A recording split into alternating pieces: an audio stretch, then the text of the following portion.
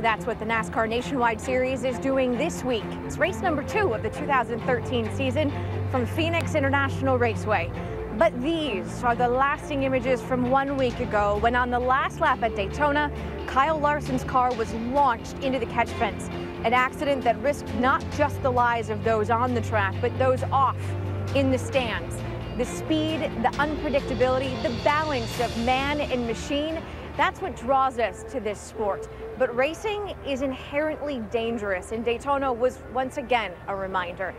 The participants, the drivers, they take responsibility and accept that risk. But this time it wasn't just about the drivers, it was about you.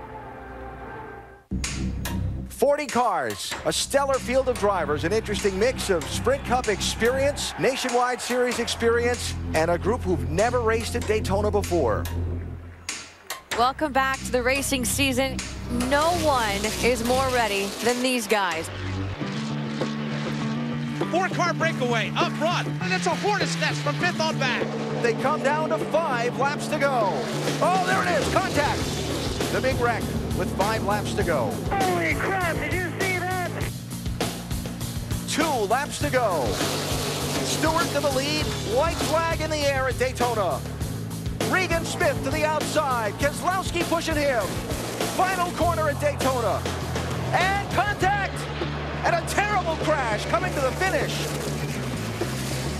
Tony Stewart cut through the grass to make the pass, and he will be going to victory lane. Chaos has erupted at the finish here at Daytona. Regan Smith turned out of line with contact from Brad Keselowski. Kyle Larson's machine shoved up into the catch fencing, and that the resulting scene. As much as we want to celebrate right now, and as much as this is a big deal to us, I'm more worried about the drivers and the fans that are in the stands right now. Tried to throw a block coming off 4. I knew Brad was going to make a move. Hope everybody in the stands is okay. I know I saw there was some damage up there, so that's kind of the first concern of everybody in the care center. This is Sports Center. We start with a difficult day in Daytona. It's a spectacular Saturday in the Valley of the Sun, and we're hoping for a spectacular race. The potential certainly there. A tremendous field of cars and drivers ready to go 200 miles at Phoenix International Raceway, racing right into the heart of the NASCAR Nationwide Series season. Today we have traveled nearly 2,000 miles from Daytona to the west. Phoenix International Raceway, where in many ways it's time for the real Nationwide season to begin. This is the grind. This is where the season starts. Time for a little Saturday showdown in the Wild West. A place where dreams can wilt in the heat. Oh no! Elliott Sadler into the wall! Or rise from it. Yeah, baby! Yeah! Time for veterans to find new life, but once again make an impact. Sam Horner's first Nationwide Series win. The dominating performance by Kyle Busch. Absolutely incredible. Time for newcomers to come into their own. I am blown away by Travis Pastrana. A lot of high expectations for Kyle Larson. Time for the title contenders to step up and step apart. Now, the fun really starts. Fight? Did somebody say fight at Phoenix? We'll see what happens between the green and checkered flags today as we get set to go racing in the NASCAR Nationwide Series second event of the season. Alan Bestwick, Dale Jarrett, Andy Petrie. For those drivers that had trouble at Daytona last week, how do they push that big reset button? Well, the racing here at Phoenix is going to be completely different than Daytona. You feel like you've got more control over your destiny when you come to a racetrack like this. Yeah, and you understand, this is a long season. You put that behind you. You do everything that you can here to be consistent. You can fight right back into this with no problem. Did somebody say fight? Oh, wait, that was last November. We'll see what happens today. But first, though, let's go trackside for the opening ceremony. Ladies and gentlemen, at this time, we ask that you please rise and remove your hats as the Carl Hayden High School Junior ROTC presents our nation's colors. Please remain standing as Phoenix International Raceway Chaplain Ken Bowers offers today's invocation. Heavenly Father, in a moment we will be focusing on the track, but right now we want to direct our attention to you and thanksgiving for the blessed day you've given us at Phoenix International Raceway. We pray, O Lord, for safe racing, competitive racing, and an enjoyable time for all. we wouldn't forget to thank you for every blessing in life, because you have been so wonderful to each one of us. For all these things we pray, and everyone said, amen. Here to perform our national anthem, please welcome national country music artist Kiera Lynn Ford.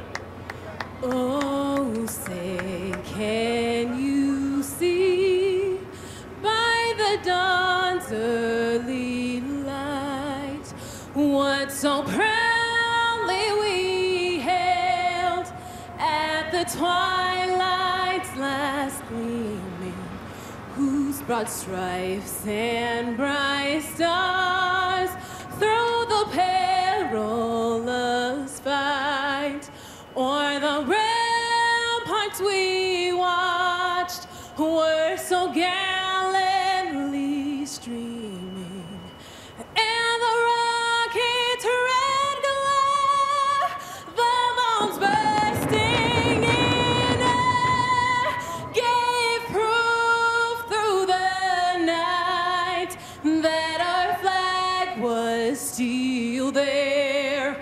Oh, say does that star-spangled banner yet wave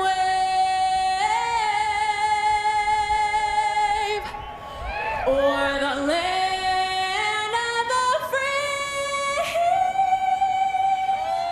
and the home of the brave?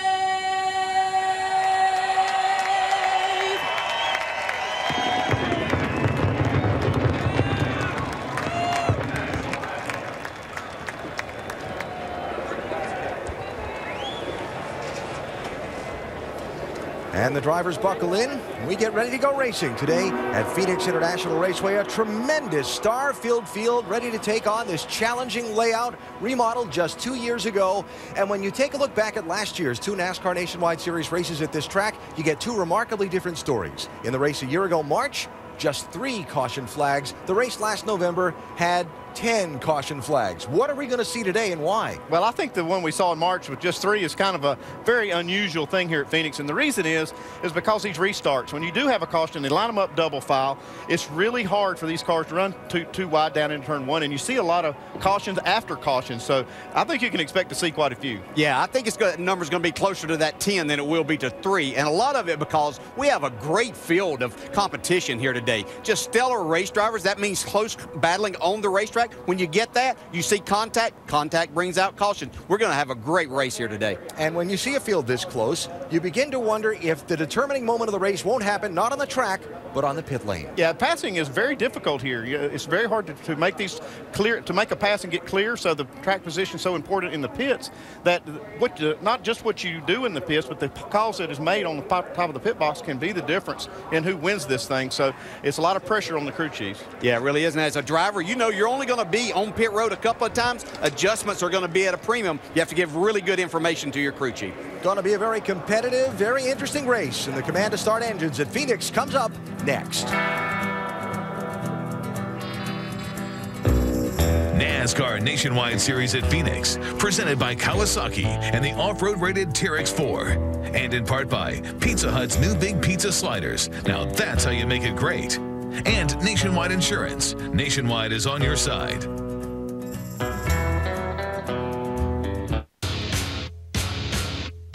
V-twin power and torque, maximum capability and versatility, and comfortable seating for 4. The off-road rated Terex 4 side-by-side. How can it get any better? How about no interest for 48 months or a $1,000 purchase incentive? Better. Right now, get no interest. A beautiful blue-skied 80-degree afternoon in the desert mountains southwest of downtown Phoenix as the NASCAR Nationwide Series gets set to go with race number 2 of this season. Our telecast today presented by Kawasaki. Just a moment or so before the command to start engines, Dave Burns is obviously there on the pit lane with the story. Hi, Dave. To win today in Phoenix, Allen, you're going to have to beat the likes of Keselowski, Kenseth, Busch, Harvick, and Jimmy Johnson, in addition to the Nationwide Series regulars with multiple wins and years of experience in this series. In fact, this field represents over 200 Nationwide Series wins and 7 series championships. This will be fun to watch. Dr. Jerry Punch. And Dave, one of the biggest unknowns here today are these brand new Goodyear tires that they developed here at a test last October. Now, this new left and right side tire has a different compound which adds more grip. Now, but the more grip you have, the more wear you get and the more give up over a long run. The last 2 races of here have been won by a team that just changed 2 tires late. All these teams know you can change 2 tires a day and gain track position, but will that be enough given the new wear here to hold on for the win? And that is the big unknown. Alan? Going to be very interesting to see how those calls are made on that last pit stop, Doc, and when that last pit stop should come in this very quick 200-lap race around this 1-mile track. You see the drivers have finished buckling aboard, and the dignitaries are gathered trackside now to give the command to start engines and get this thing underway. And now, race fans, for the most famous words in motorsports, please welcome your Grand Marshal, Dylan Wofat from Hawaii 5-0, Kung Lao from Mortal Kombat Legacy, and the chairman from Iron Chef America, Mark Dacascos. Drivers, start your engines! Let's crank it up when you're ready. Yes. 10-4. How you doing there, Eddie? Nothing wrong with a little style there. And you look at this beautiful field of cars sitting along the pit lane, getting ready to roll out onto the Phoenix International Raceway and get going momentarily. Should be a fun one. Want you to check out NASCAR.com/RaceBuddy during the afternoon. You can watch all the race coverage live from Phoenix International Raceway, including HD live race views, live chat, and live leaderboard. Better yet, do it while you watch the telecast. Check it out, NASCAR.com/RaceBuddy. Our ESPN in-race reporter today, you heard from him just a little bit ago in NASCAR Countdown, a man who went to victory lane here, the first race after this track was remodeled over the summer of 2011. Sam Hornish Jr. driving the then yellow Penske 12, got the jump on Ricky Stenhouse Jr. on a late restart and ran the distance from there to score his first Nationwide Series victory. Sam goes in pursuit of win number 2 today. We talk to him next.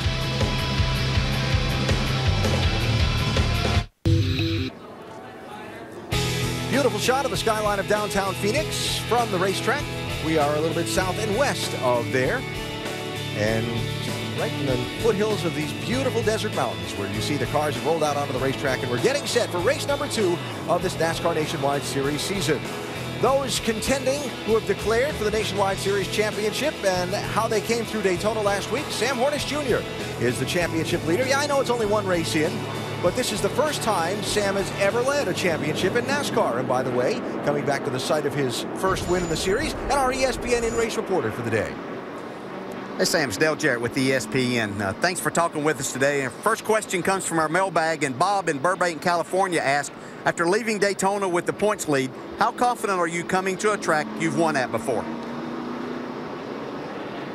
Well, I was pretty confident coming into it, but our practices yesterday didn't go quite as well as we'd like to, and we've been working on getting our car handled just the way that we used to, but all in all, I got a lot of confidence in my team. All these guys that work on the 12 car, really do a good job for us. Pit crew's going to do a great job for us today. We're going to have a good day, so confidence levels up. We got a good start to the season. We're going to try to keep it rolling. Sam, knowing you didn't get the car exactly like you wanted in practice yesterday, and knowing you're not going to be on pit road that many times if all goes well today, does that put a little more pressure in trying to get the right information to your crew chief to where he can make those adjustments in just the few stops you're going to have?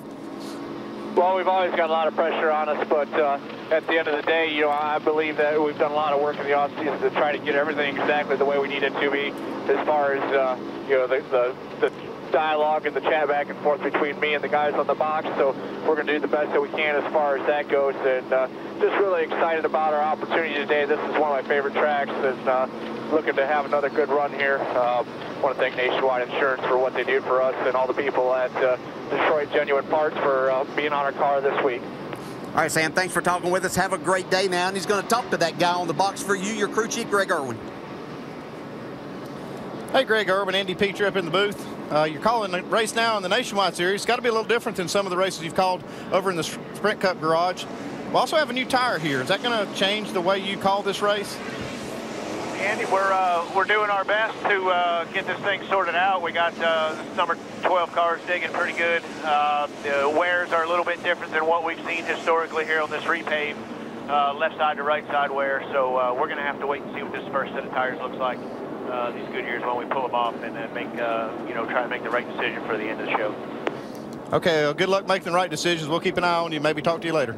Have a good one. Thank you, sir. All right, man. Coming on. About a half a lap from the green flag. Austin Dillon is carrying our AdvoCare on board today as we take a look through our ESPN high-definition cameras. Jimmy Johnson in the field with our Chevy on board. Trevor Bain's got the Goodyear camera. Elliott Sadler, the Nationwide Insurance camera. Sam Hornish Jr. is the Ford EcoBoost on board. Kevin Harvick, the American Ethanol camera. Kyle Busch, the Nationwide Insurance camera. And Parker Kligerman with our Toyota on board. 200 laps, 200 miles around this racetrack. At least 2 pit stops, probably a third. And the question is, in this early going anyway, based on qualifying, will anyone keep up with Kyle Busch? He was fast in time trials. That's Kyle in the black and white 54 leading this field down to the green.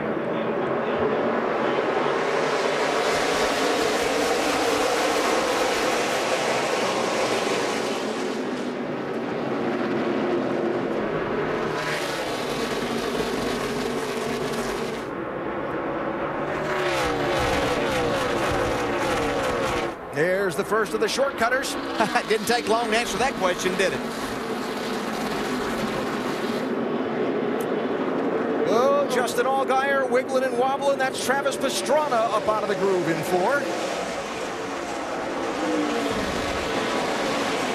Yeah, this racetrack's been sitting for a while, and it's a very hot day out here. I'm sure that these first few laps are going to be extremely slick for these drivers. These are tires they qualified on. This was an impound race, so they haven't been able to do anything much to the cars since those qualifying laps. Yeah, the track has lost some grip since it's been repaved, but they have come back. Goodyear has with a better tire, a little softer tire, but it's still hot and slick out there today. This little Hornet's nest is from 6th place on back. Oh, trouble. Johanna Long, Jamie Dick, 55, and more. Yeah, Sam Hornish involved in that also, I believe. I think he'll have some front end damage. 99, Alex Bowman. Had that terrific run at Daytona a week ago. And there's Jamie. Hit the wall right in front of you, man. Yeah, that's too bad for Jamie Dick. He's had a good qualifying run the last 2 weeks. This team's trying to get off the ground. Looks like Johanna Long's got some damage in the front they'll have to address.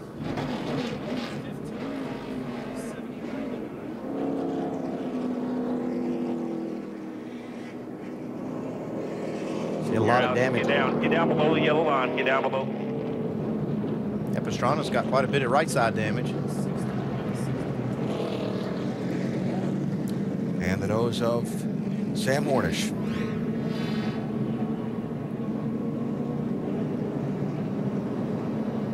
Ooh, that's Johanna Long, first one to go.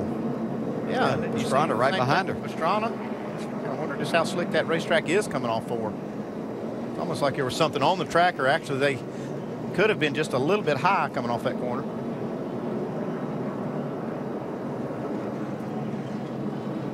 That was kind of odd, wasn't it? Those two cars. Pastrana did it the lap before he was out of the groove.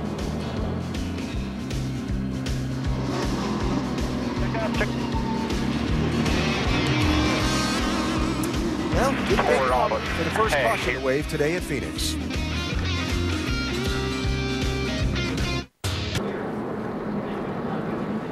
Back live at Phoenix, NASCAR Nationwide Series Racing today, presented by Kawasaki. And as we dig deeper into this incident that brought out the first caution and has claimed about 5 cars worth of damage, there's a little more to it than first meets the eye as they continue to try and repair Sam Hornich's car and haul off some of the others too badly damaged to continue. As they go down the back straightaway, Hornish makes a pass on Johanna Long here. See, Sam gets out of the gas, but Johanna Long gets into him pretty hard here. Which leads shortly thereafter to that. Man, I don't know what we can do there. Frickin' drives into us one lap and then crashes right in front of us the next one. That she did knock a hole in the radiator there, and we saw a lot of Sam Hornish's repairs on the pit lane. His crew chief Greg Irwin has not spent a lot of time on this Nationwide car, but the instructions are pretty universal. Don't block up the front end air intake while you work on repairing that front end. Get all the things that are hanging away from the tires and the suspension area. The good news is that Sam reports that he has water, oil, and fuel pressure, so nothing was punctured as far as the fluid delivery system in that 12 car. Jamie? That's good news for him, Dave. And updating a couple other stories, the man running fourth right now, Trevor Bayne, last week at Daytona, they're coming off a 31st place finish after a mechanical failure. This team desperately wants to turn things around. Remember, their focus is big picture. He's running every race this year, going for the championship. Now he's in a good car. This is the same one that Ricky Stenhouse Jr. finished third with at both races here last year. So far so good, but a good points day is what they're looking for. Vince? Well, after finishing 21st at Daytona last week, Austin Dillon is looking forward to a return to the front here at Phoenix. Crew chief Danny Stockman says the key to a good run today is having the car good at the beginning of the race, so they're not spending those pit stops playing catch up. They get the car better. The good news is from Austin in that initial report, feels good. Doc? And Vince, Travis Pastrana now back in for the third time during this yellow flag. Damage to the right side of the car. They changed right side tires. They trimmed the right front of the splitter off the car. They're putting barrier bond back now on hold. It's in the right fender between the fender and the deck lid and the rear spoiler. And Travis said also the steering toe is not in line. It's knocked out of tow, but they don't have time to fix it. They're going to try to get the barrier bond on and send him back out and fix it again, maybe later in the race if possible. Alan? All right, Doc, so a race from 15th position results in 5 cars with some pretty significant damage and the first yellow flag of today's race here at Phoenix. The Dollar General 200, fueled by AmeriGas, is under caution, and we'll be back for the restart in a minute.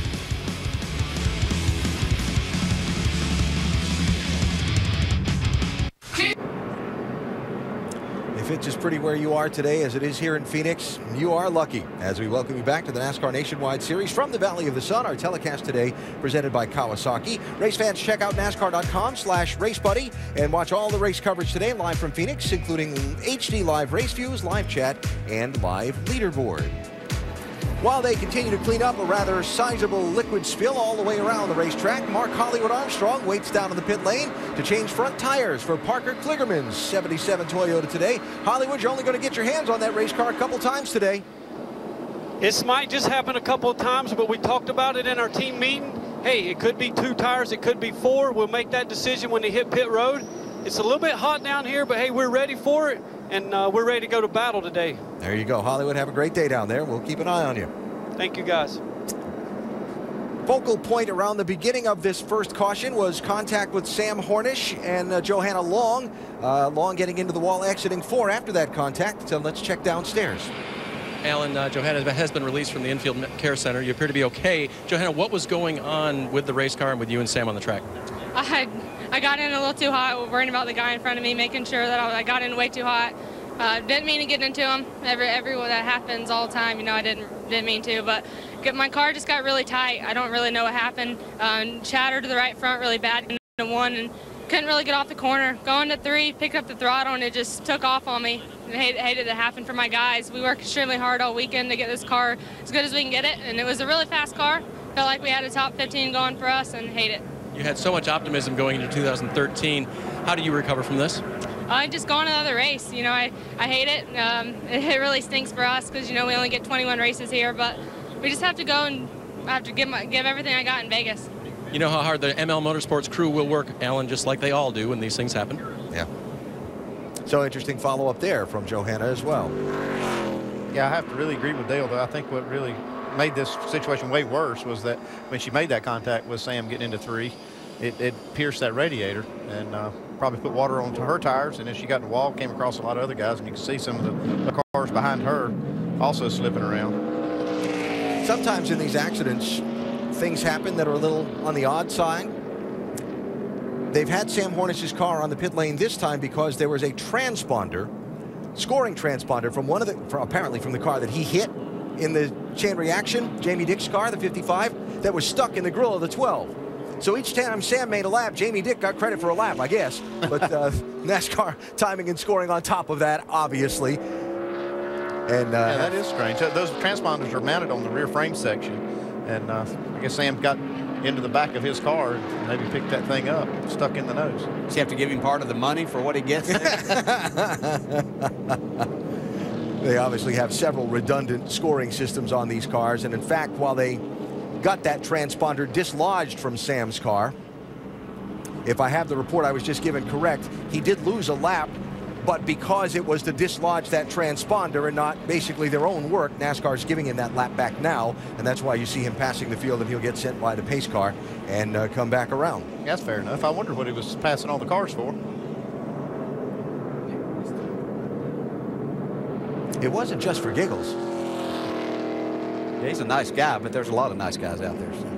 Might be getting sent around that pace car again too, so we'll keep an eye on that. While we're still working to set the field for the restart, reminds you, got a don't miss Pac-12 battle tonight as Mark Lyons and the Wildcats take that tough road test against Shabazz Muhammad and the Bruins. Saturday prime time, part of Bracket Builder Week. It's Arizona UCLA tonight on ESPN and live on Watch ESPN. College game day out at Pauley Pavilion earlier today, and that should be a good one.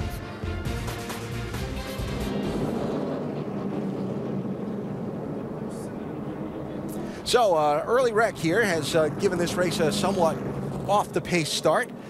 And Travis Pastrana back on pit road again. I believe this is for the 4th time getting repairs made on that Ford Mustang. Remember, separate incidents at the start. Yeah, he hit this wall pretty hard coming off 4. You see right there, climbed up on it with both right side tires.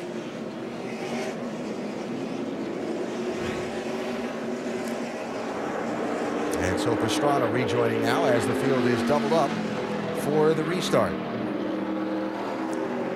Sam Hornish Jr. will be 1 lap down and will start at the end of the field for pitting too soon. He did come in before the pit lane was open. Pastrana, after all of those stops, did remain on the lead lap. And now we get back to the action, which before we even got a chance to talk about it much, sees Joe Gibbs Racing 1, 2, and 3 at the front of this field for the start and as they get ready for the restart. 54 Kyle Busch, 18 Matt Kenseth, 20 Brian Vickers. Yeah, Brian Vickers there in that 20 car. He finished second out here last fall, so that was kind of the first race and foreseeing of what was to come with this race team as he signed on. Let's see if we can go more than 2 laps here. Be tough. It's a slick racetrack right now. Trying to go double file, as Andy talked about, can be difficult down into turn 1. And off turn 4, as we saw.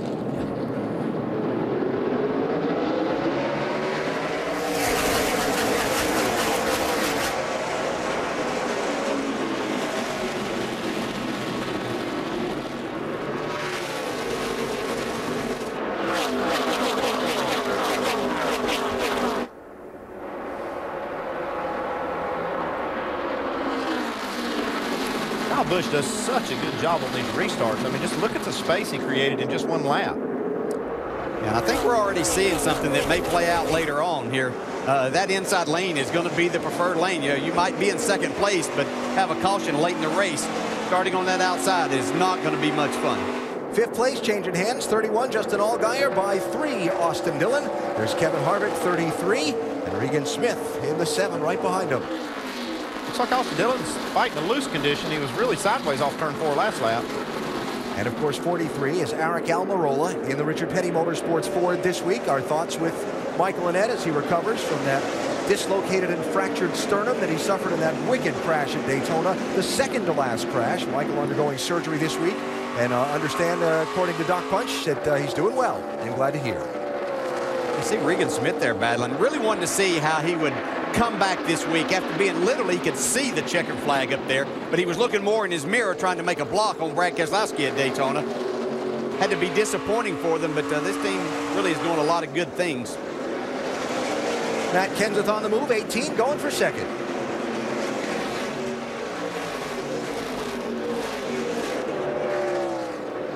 These 2 weeks, Joe Gibbs Racing brings a powerful lineup whenever they throw Kyle Busch, Matt Kenseth, Brian Vickers, and Elliott Sadler on the racetrack. Anyone could win at any time. So Jimmy Johnson driving the Junior Motorsports 5 here this week. Brad Keselowski to his outside in the Penske 22.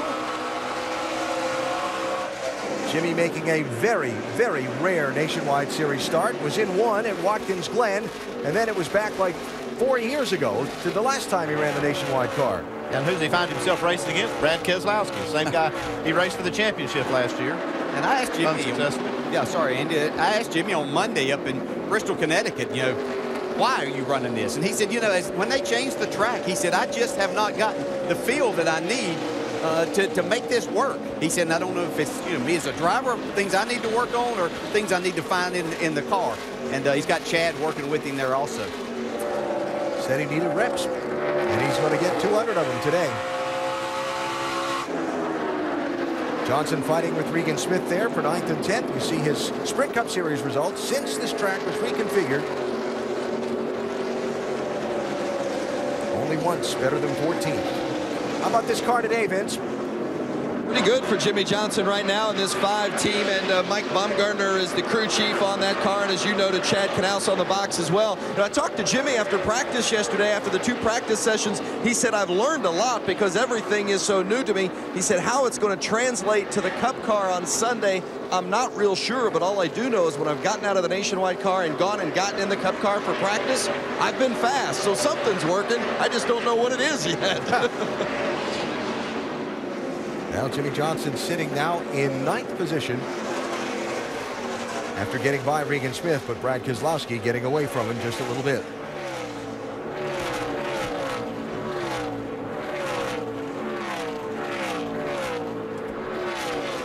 Well, after the field has sorted out from both the initial start and the first restart, one thing's been consistent. Kyle Busch in the lead. Only driver out in front so far today.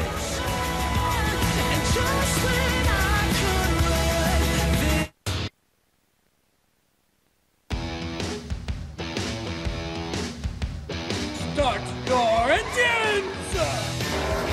Well, it was a little rough start to today's NASCAR Nationwide Series race at Phoenix. 5-car pileup, just a couple of laps into the race, left some feathers ruffled and some fenders rumbled as well. No such troubles for Kyle Busch, though. Back aboard Joe Gibbs Racing Machinery in the NASCAR Nationwide Series this season, and Kyle has led all of the laps so far, although we're still very early today here in Phoenix. Of the place, but Sam Hornish Jr., I forget that it takes the scoring a lap to catch up. He was back on the lead lap at that last restart, and he has made the most of it since the green flag. Yeah, he's gained a ton of spots. I watched his lap times. It looks like he's fairly competitive. He's back in the pack a little bit. Now, it usually costs you a 10th or 2, but his lap times look pretty good, so I'm not too worried about the damage you see on his car. Yeah, he started 19th. That's where he's running right now. So other than some bent-up fenders and some work on the race car, he's okay right now. But as you said, it looks like the lap times are pretty decent for him. Even though the car doesn't look all that good. I know some fans just, it kind of rubs them the wrong way when you talk championship just 1 or 2 races into the season, right? But we have seen with these championships how points, just a few of them, can make a difference. These guys came away from Daytona with the championship lead. If you give all that back at Phoenix by not going out there, fixing this car and getting all the spots you can, you might miss those points when you come back to Phoenix in November. Yeah, it is. I mean, this is every single race counts. They don't have a chase. They don't have a cutoff. And every one of these things pays the same amount of points. Yeah, that's the key, is you have to realize that it does, every race does count. As you said, you have to start from the beginning if you're thinking about winning this championship, and every race matters. Kyle Busch leading all the laps so far.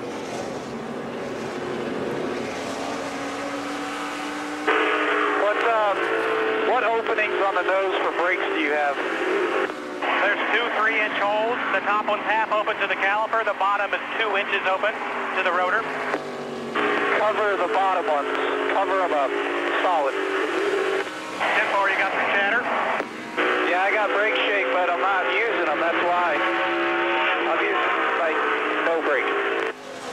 Yeah, you hear him talking about the cooling for the brakes, and you think, well, if he's having brake problems, they probably need to cool them more, but that's not the case. These brakes really like to operate at a pretty high temperature, and if they're not there, they'll actually shake through the pedal, and that's what I think Kyle's feeling here. I think we figured out why he's leading all the laps. He's not using the brakes. If you got a car that'll drive like that around here. Yeah. And Kyle Busch is one that doesn't use a lot of brake anyway. That's kind of what people at Joe Gibbs Racing have told me over the years, what makes him fast at a lot of places we go. New fourth place runner, Kevin Harvick, 33 by Trevor Bayne. Harv sneaking toward the front. And somebody here at Phoenix you had better keep an eye on. Yeah, they didn't seem like they were all that happy with practice. I mean, it wasn't going like it was for Kyle Busch. His practice sessions went really well, but they still, when you got Kevin Harvick driving your car here at Phoenix, you know that you've got a chance to get the car where you need to be, and if you do, you're going to have a chance to win. Kevin Harvick's becoming more and more like Mark Martin, I think, every day. Whenever he's not very happy with his car, that's when you better watch out the most for him. How about it, Doc? Yeah, he wasn't happy when the race began. Also, he had a little stomach flu. Wasn't feeling good when he got in the car. He said initially, DJ, the car was very loose coming up off 3 and 4. He couldn't drive it, but it's gotten better and better. And now he's feeling better and running better in that 33 car, making his way toward the front. Yeah, it's amazing when you run better how much better you'll feel, too, physically. Yeah. One related to the other. Kevin Harvick with wins in all 3 NASCAR National Series here at Phoenix, including the Sprint Cup Series race here last November when that 29 was first to the checkered flag. One thing to watch for, I talked to some people in crew chiefs in the garage area, was that this new tire is to watch how the run goes and see how some of these setups will play into a short run setup where the car's fast for a little while and then kind of fades at the end. And you can set your car up for the long run, but you have to give up some of that speed at the beginning of the run. So I'm kind of watching for that and seeing who might be good at the end of this longer run. As they start getting to lap traffic, too, one thing I'm watching is they're having to dodge this lap traffic. Some of them are going to the bottom, giving them the outside. Others are moving up, and they're having to go to the bottom. So they're really having to pay attention as they catch this lap traffic. Watching second and third there. Car spinning over in 3 and 4. One looping around down the bottom of the racetrack. 92 car, Dexter Stacy, and the caution is out for a second time.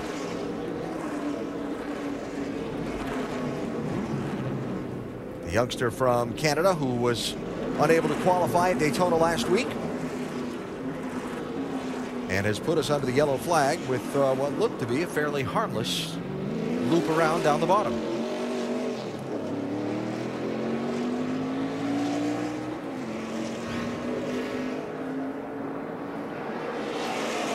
Uh-oh, is that Brad Keselowski that was right behind him? Is there any contact? That's just kind of what I was talking about right there. You know, I'm sure that Brad expected him to move down there, and looked like he stayed up. I don't know if he had to correct a little bit.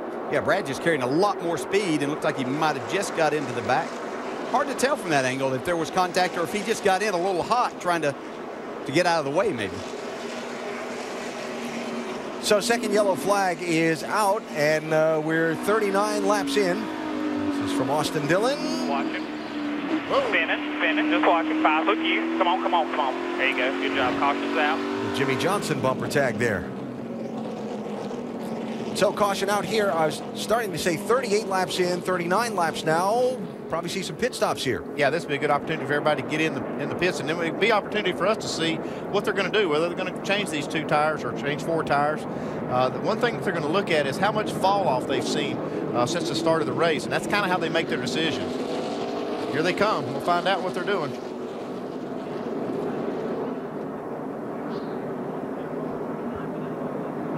Let's check with Dave. Matt Kenseth will be the first to show their hand. His car is about a 2 tight, but it gets better as it goes, and he needs front grip. It'll be a track bar and air pressure adjustment, 2 right side tires only. Dr. Punch? Kevin Harvick very loose, as I mentioned, coming up all 4. They're going to change right side tires, 1.5 rounds on the track bar, and they'll top it off with Sunoco fuel. Jamie. Crew Chief Adam Stevens asked Kyle Busch, do you want any changes? He said, negative Ghost Rider, loves the car the way it is. Fill it up with Sunoco fuel. They'll put those right side tires on. Remember, Kyle Busch back in a Joe Gibbs racing machine, and he's getting passed by the competition. He gives up 3 positions, Alan. Had a little alignment problem there in his pit stall, looked like, Jamie. Yeah, it looked like he went right through the pit stall, had to back up. Saw some left side only tire changes there. Saw some right side only tire changes there. All under caution after this incident. In front of you, stay low, stay low. Good job, caution. 5-time champ, Jimmy Johnson. Did you know? Coming back for the restart at Phoenix with Matt Kenseth and Brian Vickers now first and second, and Kyle Busch back in 23rd after problems on his pit stop and a speeding penalty on the pit lane.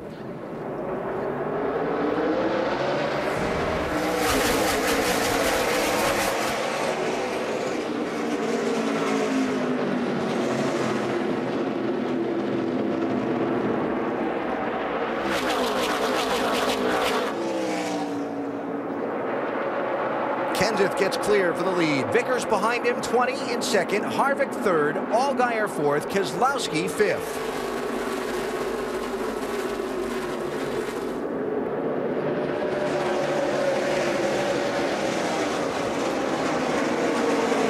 It's Brian Scott in the deuce with Trevor Bayne, Almirola, Parker Kligerman, 77, stacked up behind him. They're working on Jimmy Johnson in the 5. Yeah, and the car just in front of that, the 32 of Kyle Larson, saw him pass 3 cars going in and exiting turn 4. Oh, there's that tough angle into the corner that they were talking about on Countdown. Rusty and Ricky and Brad, and a little contact there. Almirola and Bayne. Come here if you want.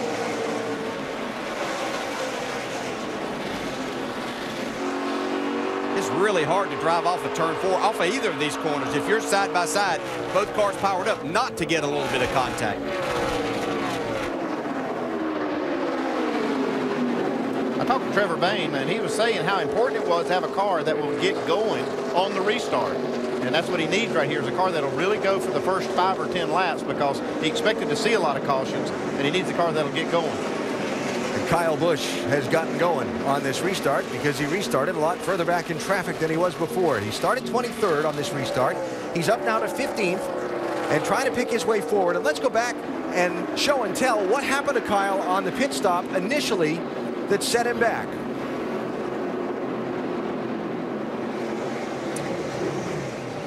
So he overshoots the box. They have to back up and service the car then. Now, overshooting the pit box, Kyle was the fast qualifier and picked the first stall in line for today's race. The problem is that's not the first stall on pit road.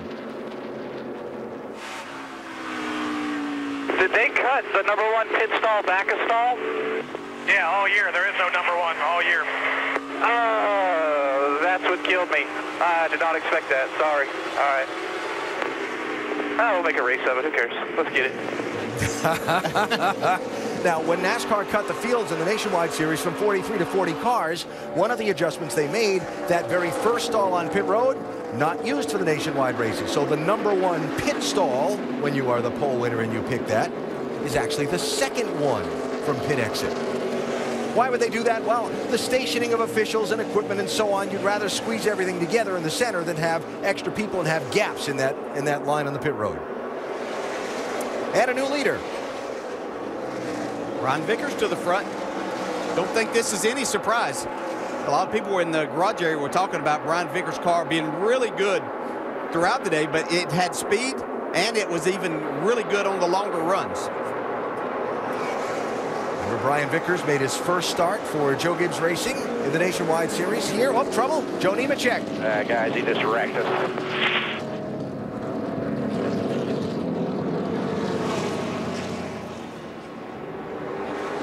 And some pretty good damage to the back. How bad is it, Joe? Oh, it's got the rear clip up off the ground.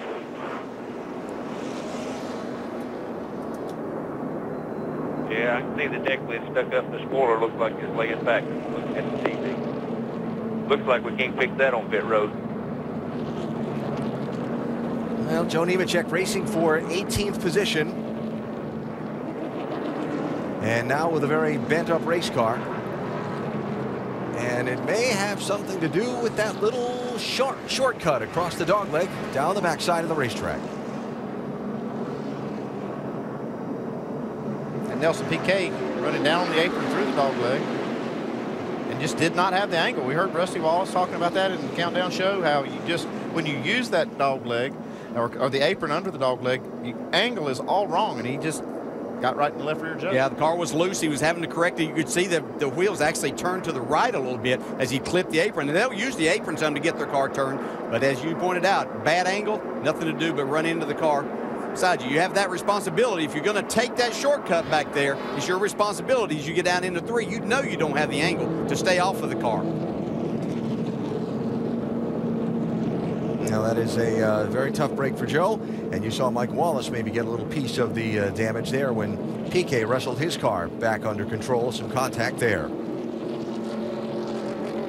Quarter distance into the race. Yellow flag out for the 3rd time. I think you're right. We may be heading closer to that 10 total than the 3 of this race a year ago where yellows are concerned. San Diego. Doubled up for the restart here in Phoenix. Let's see, we started with the ocean and palm trees in Daytona. We've got the cactus and the desert mountains today in Phoenix. And next week, the Strip in Vegas. NASCAR Nationwide Series on the super fast mile-and-a-half Las Vegas Motor Speedway next Saturday at 4 Eastern Time, presented by Kawasaki, ESPN2, and live on Watch ESPN. A lot of twists at the finish of those Vegas races, and we'll see what happens next weekend. Brian Vickers now the leader just before the caution flag, and while we were documenting the Kyle Busch story and what happened to him, here was the courtesy exchange. Yeah, letting Brian Vickers lead a lap here, get that point. He battles for a championship this season. Max Kenseth, nice guy. Looks like he wants to keep it. Joe Gibbs Racing teammates there. So now, as the leader, Vickers chooses the inside lane for this restart. By the way, Kyle Busch in 13th position, restarted 23rd at that last green flag.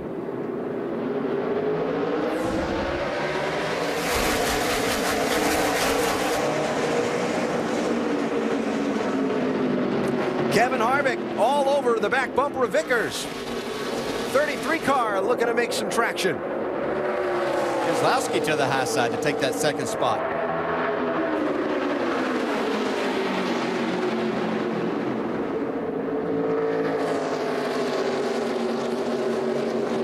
Well, a little slide there by Kevin. See those gloves kind of busy in that windshield. Yeah, I'm not sure that Brian Vickers was all that happy with Kevin the way he took that spot. He was really kind of all over his rear bumper as he went through 1 and 2. Yeah, I didn't see Vickers really spin the tires. It looked like he got off to a pretty decent start, but Harvick was all over his rear bumper all the way down to turn 1. Justin Allgaier using that shortcut once again. See if he can hold it down. And does, and gets a spot. Justin Allgaier with a very solid day going in that 31 car. Here comes Kyle. Kyle on Kyle, actually. Kyle Busch 54, Kyle Larson 32. Just continue to be impressed with Kyle Larson. We expect this from Kyle Busch, certainly. But Kyle Larson has been very impressive in this race car. And I know we're only 2 races in this season, but you just see he has a tremendous amount of talent. Really getting the most out of this car.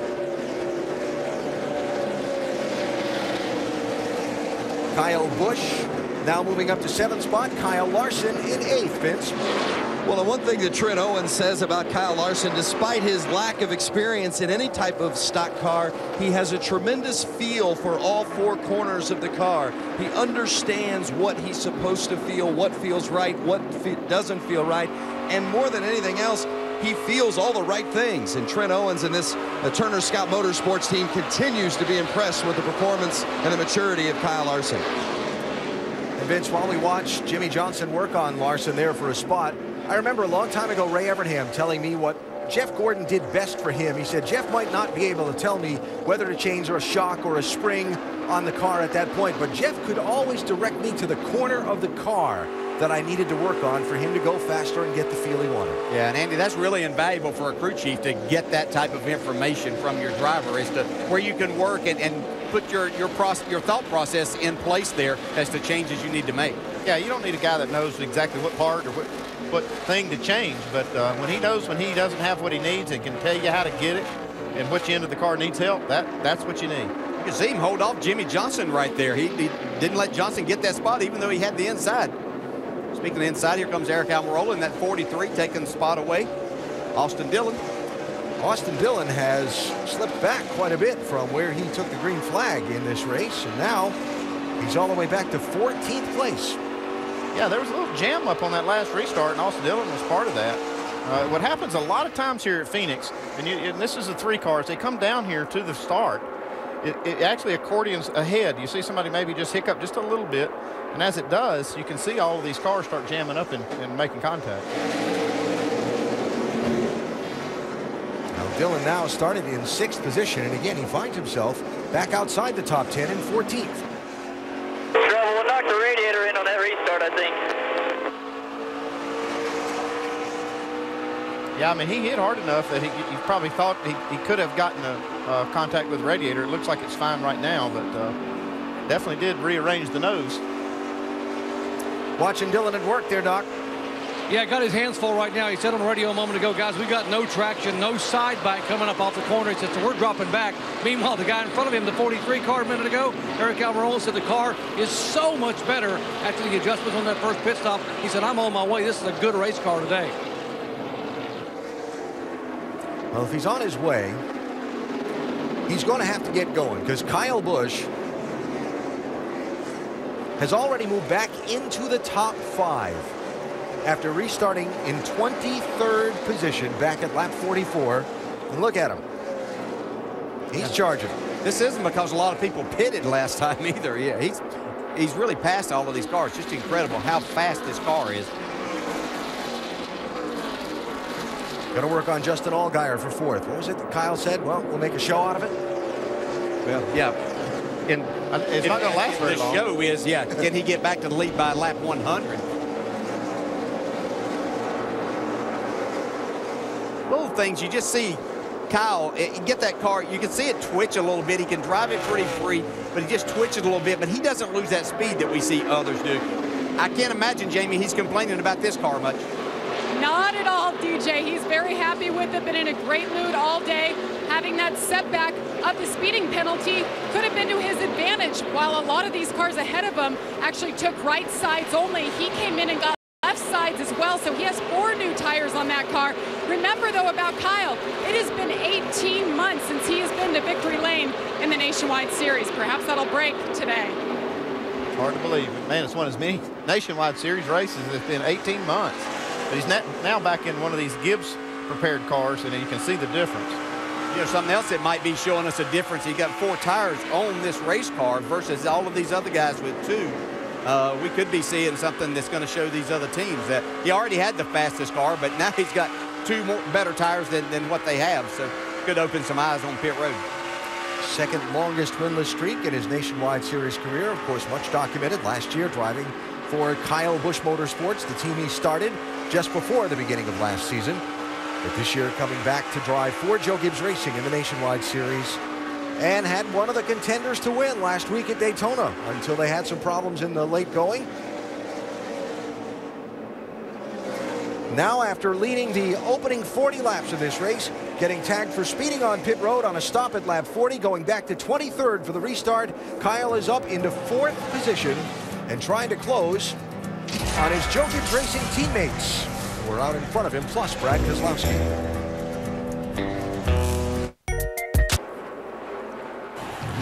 Approaching halfway at Phoenix with the Ram Race Rundown, getting you caught up on what you have missed. We said that this might be race 1 to really get a good idea of what to expect, and Travis Pastrana was one of the drivers we were looking at, though not really a good chance to do it. Yeah, we're going to be watching his resume all season long, and obviously coming into Phoenix, we wanted to see what he was able to do on a short track. Early trouble, banged up the right rear of that race car. It's going to be a long day for him. Then an issue between the 70 and the 12. Johanna Long in the 70, getting into the back of Sam Hornish Jr. The next lap, trouble. Oh, yeah, you see Sam right here. Johanna spins in front of him. He gets clobbered, tears the front end all off the car. He's all upset about it, but they got the car patched back up, and he's actually doing pretty good right now. He's moving up the field. He's 16th at the moment. But the car looks to be okay on the racetrack, even with that nose damage. Johanna is out of the race, said she just made a mistake. Just got into the corner a little bit too deep. Meanwhile, the dog leg, Ricky, you said this was a place to watch, and here's why. We talked about it in Countdown. If you go into the dog leg, take the shortcut, you got to slow down. If you don't slow down, you're going to drift up the racetrack. In this case, he drifts into Joe Nemechek. So that's what's happening with some of the guys who've had trouble. Some of the drivers who aren't having trouble, you see them right there. Matt Kenseth and Brad Keselowski. How about Joe Gibbs Racing? Very strong. Very strong, no doubt about that. You know, I talked to Matt Kenseth. He felt real good about his car. Obviously, Kyle Busch is strong. And look at Vickers. But I got to tell you guys, it's hard to look at that 22 car and not think it's a Dodge. It's a Ford this year with Penske Racing. And Brad's picked up where he left. He's always in the top 5, always running good. Hard to look at the 18 car and not think that there's Kyle Busch. That's exactly right. That's exactly right. Yeah, the Joe Gibbs Racing cars look very, very strong. Kevin Harvick looks strong. I mean, all of your big guys are up front, really battling it out. Let's get to the end of this race, see what happens. So I'm interested. We talked about getting back to fundamentals. Hit your mark. turn, rotate, up off the corner straight so you don't burn the rear tires off. That's what these drivers' objective is, and also giving good information to their crew chief. Back to work, boys. Fundamentals, Alan, also important because, as we said earlier, this kind of feels like the first race of the regular season.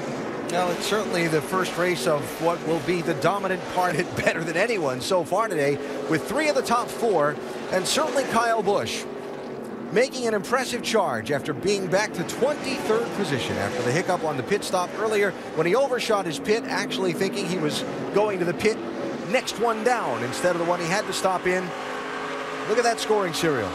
March, march, march to the front. Yeah, he just doesn't waste any time whenever he catches these cars. He's able just to make a pass. Now, obviously, as he gets closer to the front, this 22 and 18 may be more difficult, but I think that he just gets such a run off the corner, it's not going to be any problem. Nobody's going to present a problem for him at this point of the race. Yeah, I think he knew just how good a race car he had. And you can see Brad Keselowski knows how good it is, too. He just waved him by. But he wasn't too worried about being able to make up those spots. Yeah, there were a lot of people in the garage area yesterday that were talking about that this 54 car was kind of in a class by themselves. Now, they say that a lot of times, and they go make adjustments, and they can get closer to him, but they were exactly right in this case. He won the pole by 0.2 of a second over the second-place car. On a mile track, NASCAR competition this era, that 0.2 of a second is a ton. So if you put 0.2 of a second a lap, in 10 laps, you put a second on the second-place car. Right? I did carry the one correctly in that. And, you know, that's the kind of pace that Kyle has had in practice and in qualifying through the weekend and obviously in the race so far. Of course, Kyle has started in the #1 spot on prior occasions here at Phoenix and done a lot of leading. Most of the time it's worked out. Even had one in there where he had to overcome some problems to go to victory lane. Had one race here where he led all 200 laps and scored the win after starting on the pole. So, yeah, this is just an incredible program. Obviously, Kyle Busch is very talented, but at Joe Gibbs Racing, they put such an effort into these cars, and now they have all 4 of them running well. It's just amazing the effort that's put forth at Joe Gibbs Racing. There's the other, the 4th one, Elliott Sadler there in the 11 car, battling Jimmy Johnson.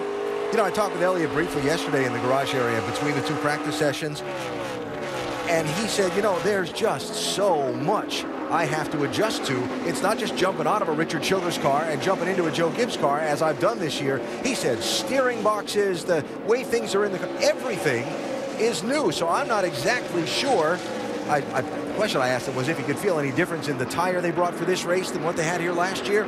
He said, I have no idea because there's so many other things I'm trying to figure out. Dave, right now, Elliott is back in 10th spot. And interestingly, Alan, both of the drivers I'm covering from Joe Gibbs Racing, Matt Kenseth and Elliott Sadler, are talking about similar issues, about being either too high up on the right rear or too stiff to the right rear. So both of those drivers are brand new to these race cars, and both of them are experiencing similar things. They're things they'll adjust to, as the veterans would do, but as Matt works traffic here, he's getting a challenge from Kyle. Yep, Alex Bowman back on the track in that 99 after wreck repairs involved in the early skirmish. 79 car. Jeffrey Earnhardt. Take him high, take him low, and we'll race for the lead right through it. Yeah, Kyle showed a lot of pace. He had an opportunity there to probably press the issue. No need in doing that here. Not even 90 laps into this race yet. He knows he has by far the best race car out here. Remember a time here at Phoenix where you had a car like that on the Sprint Cup side? Yeah, it was fun. I'll tell you, you get a good one. This is always a challenging racetrack. Of course, they've reconfigured the track, but it's basically still a lot the same, and we're seeing this track get more like what they had before because you can see that it's lightened up. There's not nearly the grip out there. Even though they've got a softer tires, Kyle's going to try to make this pass on the high side. I don't think Matt's going to give him much trouble. They'll pull over and let him go. It's just a fun racetrack as a driver to try to negotiate. Well, what'd you get, 2 laps down in that race? Got just over a lap down and made that up under green. Made a green flag pit stop, caution came out, got the lap back, and then went all the way through the field, took the lead, took the win. It's all right, if you won't brag on you, I will. So Kyle Busch from 23rd back to the lead after the problem on the pit stop back at lap number 40. And we remind you, as you watch our NASCAR Nationwide Series coverage from Phoenix, presented by Kawasaki, that you can check out NASCAR.com/RaceBuddy and watch all the coverage from Phoenix, including HD live race views, live chat, and live leaderboard at NASCAR.com/RaceBuddy.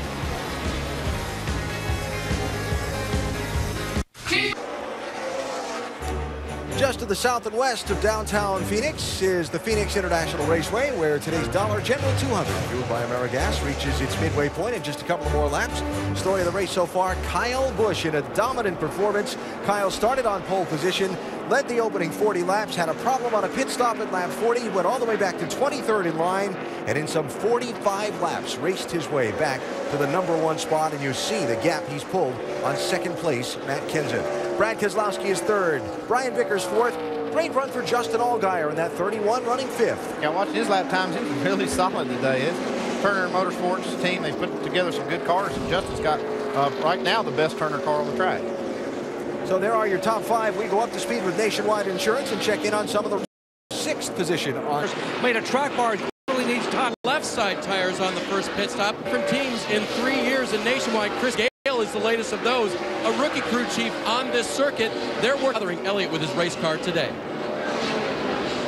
And Dave, running in 9th is that young man, number 32, Kyle Larson, the rookie. In fact, just his first ever Nationwide Series race here at Phoenix after his debut last week at Daytona. Had a really solid run last week, following it up with another top 10 run here today. Said the car's been really tight in 3 and 4. That's what they've been fighting mostly today, but it's better since they made a wedge adjustment during that first pit stop. As you see the 5 of Jimmy Johnson go inside of Larson. They've had a nice battle today. The 5-time Sprint Cup champion Jimmy Johnson, he's also been battling a car in 3 and 4. It's just been a little bit too tight down there, but he says it's getting better as he goes. A lot of power on top of that 5 box today with Chad Knaus and Casey Kane both looking on. Doc? And back behind him in 11th spot is Trevor Bayne, driving the same car that last year's champion Ricky Stenhouse drove here in both events a year ago. Now Trevor pitted on lap 40, came in 5th, came out 10th because they changed 4 tires. He's dropped back to 12th, has now gained a spot, but still very tight in the middle of the corner. Alan? All right, Doc, thanks. So look back a little deeper into the field as we watch Brad Keselowski and, trouble, Kevin Harvick into the outside wall. And the caution is out. Sore battery, you all right? Oh, man. Yeah, I'm fine. You heard the update from Doc on Harvick just a minute ago. And you heard from Kevin on the radio that he's fine, but into the wall hard in that 33 car. Yeah, you could get it. You could hear that in Kevin's voice. Be going to the garage from a tow truck. It won't move. I mean, it freaking killed it. Steering column's twisted. It's like a right front tire went down. Wow, that is a pretty hard lick. Yeah, you're just wide open in the gas at that point.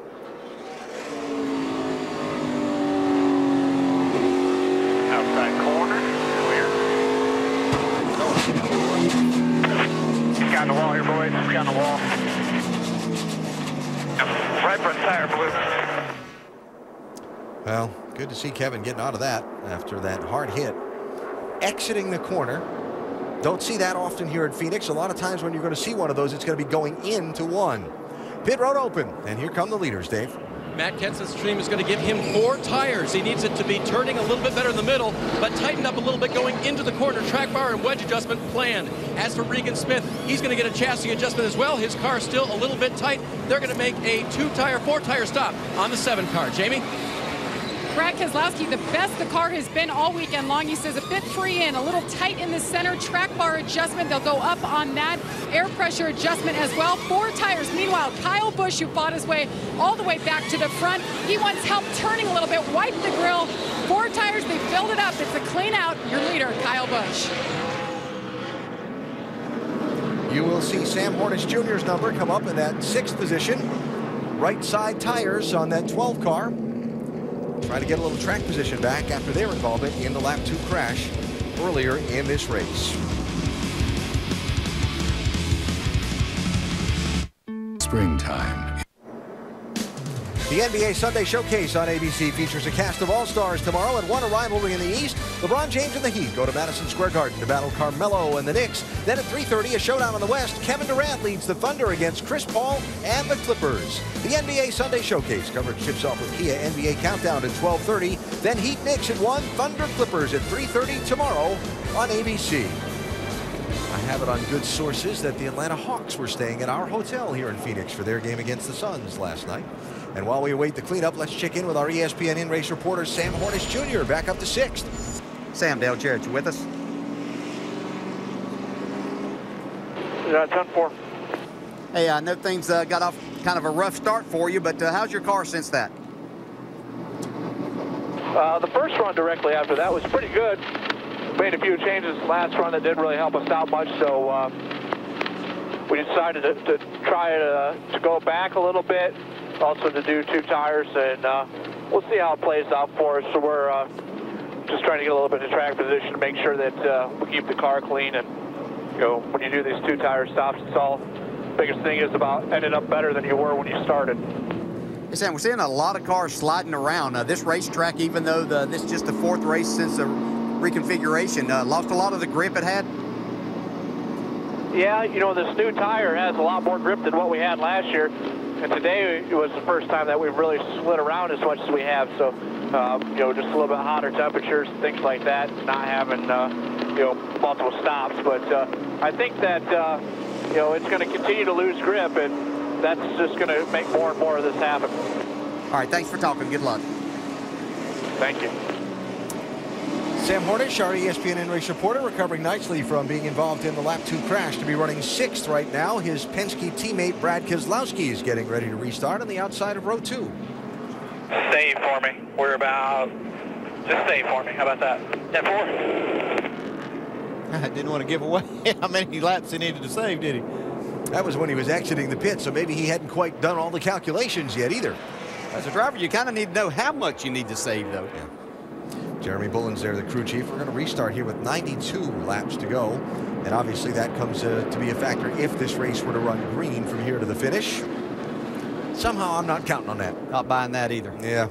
Free pass to Eric McClure back on the lead lap with this yellow flag. Eric running in 18th spot. And it's Kyle Busch with Brian Vickers to his outside, 54 and 20. As we get set to go back at it with 92 laps to go.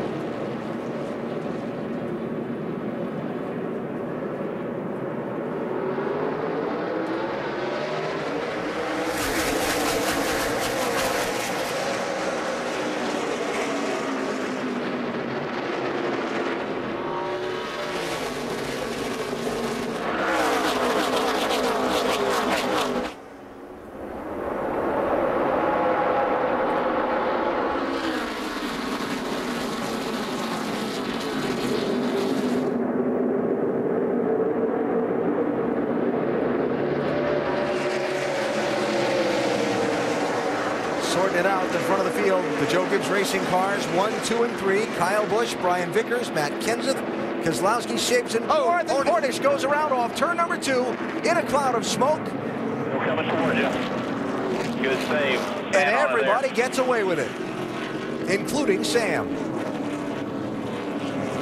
Caution quickly back out. Remember, Hornish took just right side tires on that last pit stop to try and gain some track position. I was wondering how that might work. He had a lot of laps on those left sides. Yeah, he drove it pretty hard down into turn 1.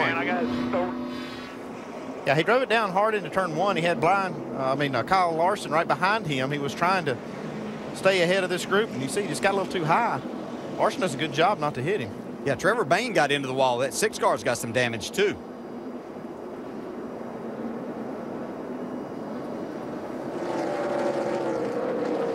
Austin Dillon making a good move to avoid him. So yellow flag number 5 is out as we keep an eye on Sam Hornish Jr., who has had a challenging day so far here at Phoenix. Yeah, I was watching Sam, and just like you, Dale, I was wondering how those tires were going to work. So I watched him drive down into turn 1. Actually pretty hard to create a little bit of space on the cars he was racing. But now we know he's going a little too fast. Trevor Bayne coming in. There's a look at that right side, DJ. Not a lot of body damage, but he definitely hit the wall. Right along with him here. Roll with the 11 back there. You might be here. Keep coming. Good. Good job. I get it. So caution back out for the 5th time here at Phoenix. A couple of championship hopefuls with some troubles. Champions. Back as the pace car hits pit lane. Let's try this restart thing again. Kyle Busch, Brian Vickers, the black and the yellow cars with what'll be 87 to go. And a jam up in line. Like Regan Smith in the 7 might have spun his tires. Everybody got away with it. Yeah, Elliott Sadler may have been biting there, but he gave that spot back, so everything should be okay in NASCAR's eyes there. Ron Vickers once again doing a nice job from that outside spot, not to give up the 2nd spot. He's not trying to get the lead, I don't think, on those restarts. He just doesn't want to give up any more position. Look at Kyle Larson making it 3 wide under his teammate Justin Allgaier. 32 car is Larson, Brian Scott in the 2, Allgaier in the 31. At 6th, 7th, and 8th. While that sorts out, Kevin Harvick, involved in a hard crash a few laps ago, has come from the Infield Medical Center. Let's check in there with Doc. Yeah, first of all, Kevin, hard lick. Are you okay? Yeah, I'm fine. Obviously, it's not the way you want to end your day, but car had run really good the last 10 laps there, and ran some good lap times. We were way too loose at the beginning of the runs and lost a couple spots, but tire just blew with really no warning there. All right, glad you're okay. Kevin Harvick out of it here at early day at Phoenix. Alan? All right, Doc, and Kevin back aboard tomorrow for the NASCAR Sprint Cup race. 51 car up out of the groove. Ryan Sieg. Sure your tires clean. That is normally the Jeremy Clements machine. Sieg, the late call to sub for Clements in that car after Clements' suspension by NASCAR earlier this week. We stay green.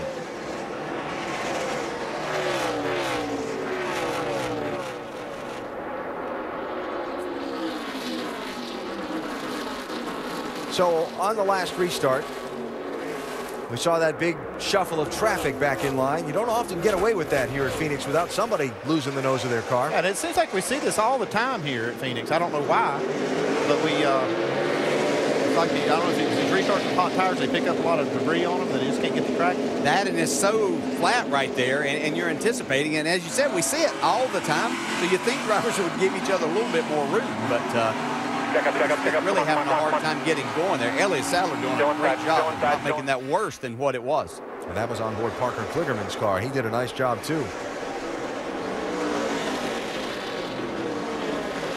Brian Vickers doing a nice job of keeping Kyle Busch in his sights here.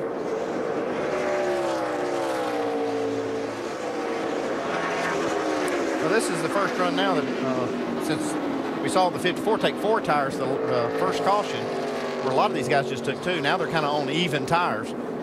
Brian Vickers has 4 tires as well. Jimmy Johnson losing a spot. Justin Allgaier by him for 5th. Kyle Larson, 32, looking inside of Johnson. Yeah, Johnson got some spots on that restart there. It doesn't look like his car is quite as good as what these Turner cars are. We talked about Justin Allgaier earlier, and here's Kyle Larson doing a nice job trying to pass the 5-time Sprint Cup champion, Jimmy Johnson.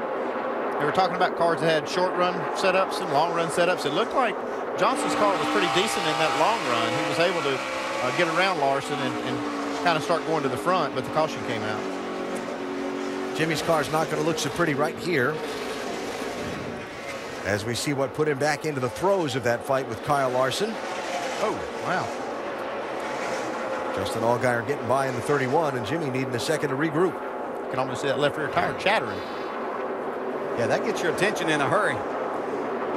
And this is what is so great about this Nationwide Series. Here's a 5-time Sprint Cup champ, won some reps on this racetrack, so he has the ability to drop back if he's got a ride and run this race. And here's Kyle Larson, a young kid in his 2nd ever Nationwide Series race, out there with a chance to go wheel to wheel and bumper to bumper with Jimmy Johnson and see how he stacks up and maybe even learn a thing or two.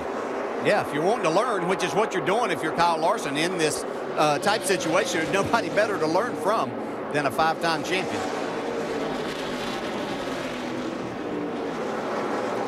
6 Bain, 3 Dillon, fighting for a spot, certainly farther back in the field than we expected either one of them to be today. I've really been surprised with this 3 car. I expected to see a lot more out of him. We're accustomed to watching him run up around the top 5, if not battling for wins.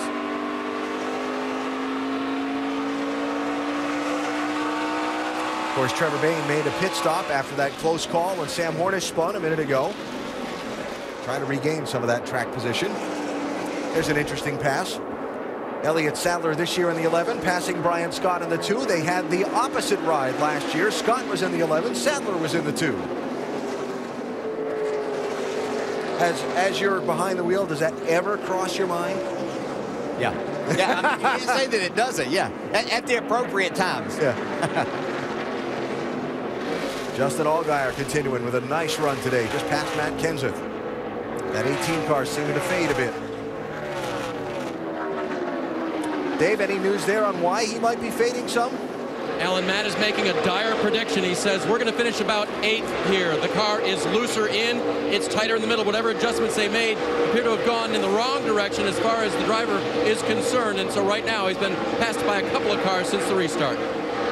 As a driver, there's not a much worse combination than loose in and tight in the center. And one of the hardest things to fix. Well, that's the challenge for Matt Kenseth and his team if they get another shot on pit road in the final 75 We may laps. have a flat, man. I don't know. I can't believe we could screw up this bad. There might be a flat front tire. Be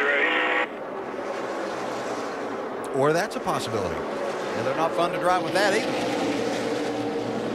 Matt talking to Matt there. Matt Kenseth and Matt Lucas. Jimmy Johnson 5, Kyle Larson 32, continuing this fight for 6th place. Kyle Larson's worked him hard. Seems like every time he gets beside him, he gets just a little bit loose and can't complete that pass. He's able to now down into 3. Car can get really loose right like that. So spot we've been showing and talking about. All going on while another 23rd cat ESPN. Oh, Frankly, we could see coming because Parker Kligerman had been talking about how loose on entry the picture. Shortly thereafter, he was in the wall. And now Kligerman finds himself 2 laps down in 24th place.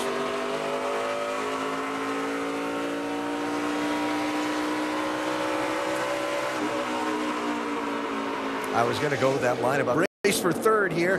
22, Brad Keselowski, and 31, Justin Allgaier, who continues to have a solid day for the Turner Scott team with that Chevy Camaro.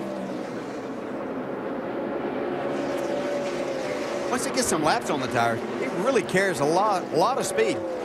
What are they saying about this car, Jamie? Exactly, DJ. They're saying it's getting better the longer the run goes. Now, their plan right now in the 31 camp, go as hard as they can. Don't give up any track position. We're going to have to pit one more time regardless. And meanwhile, right ahead of him, Brad Keselowski, they are on fuel conservation mode right now. So watch that 31 to come on and make it to the front as quickly as he can. An interesting thing there, Jamie. We went back racing with 92 to go just after everybody had pitted. They all stopped with 97 to go. Then we quickly had a caution. Went back racing with 87 laps to go. The past numbers tell us we're going to see another yellow flag or 2 in this race.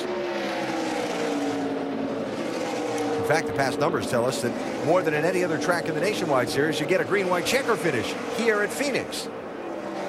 More than most. Yeah, we heard, we saw where Kevin Harvick blew that right front tire because his car wasn't handling right. He's having to use the brakes more probably than he wanted to get it slowed down. And I've seen that with this new tire, it seems like a lot of cars are loose in. We've heard that loose in tight in the middle. And so there's probably a lot of guys out there that are overworking those brakes. And when that happens, sometimes you'd be looking for another caution after they've run a pretty good long run.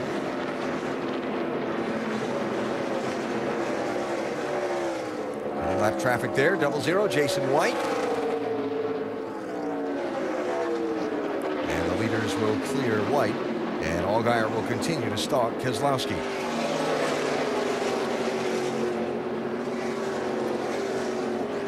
Just joining us, headline of the day, Kyle Busch started on pole, had a problem on a pit stop, went back to 23rd, charged back to the front in 45 laps, and he's out in front of this one.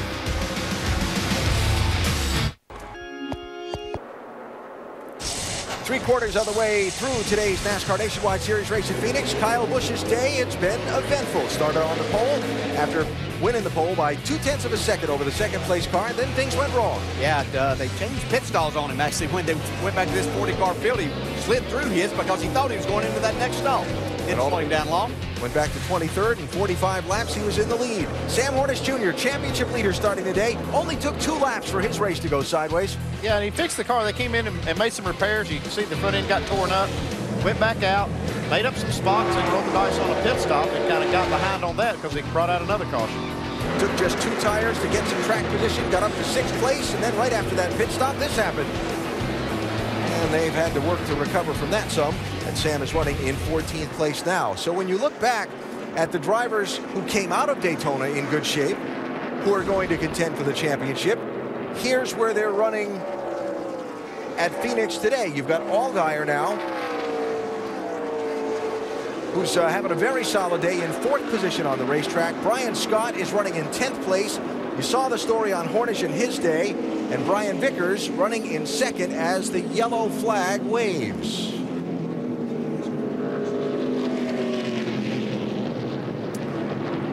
Kyle Larson. Barely with the right rear is nothing, Trent. Nothing. All right, just get caught up here. The pit road's going to be 2 tires, guys. Right side's an adjustment. Has apparently gotten into the wall in that 32 car. Let's see what it looks like. You can see once again getting a little loose there in the center of the corner. Make a little contact here. If he did, it was light contact. Does a good job, really. There in all the marbles.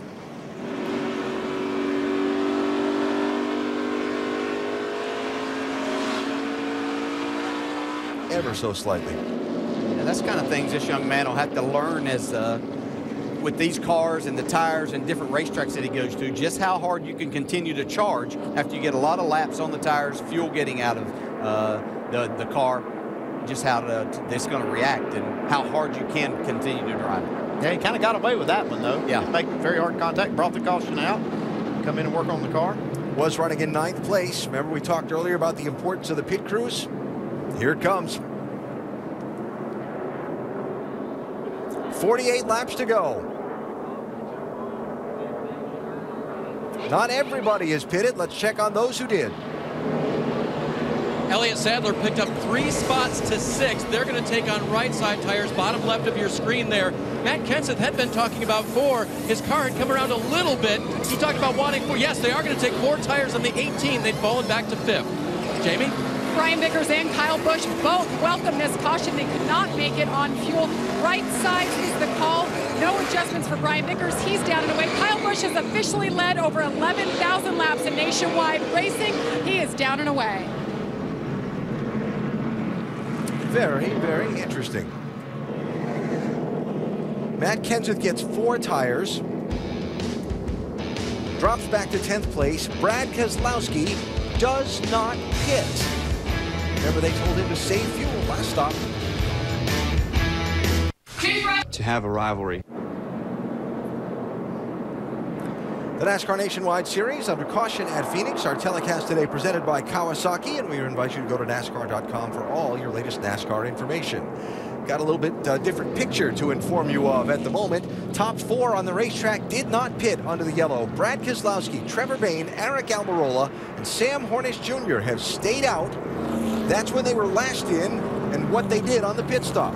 Yeah, you can see that we've got their next pit stop based on an average for a fuel run. We can see that it's 17 laps short for Brad Keselowski, but they have been saving fuel, and they obviously are getting better mileage than the average, too.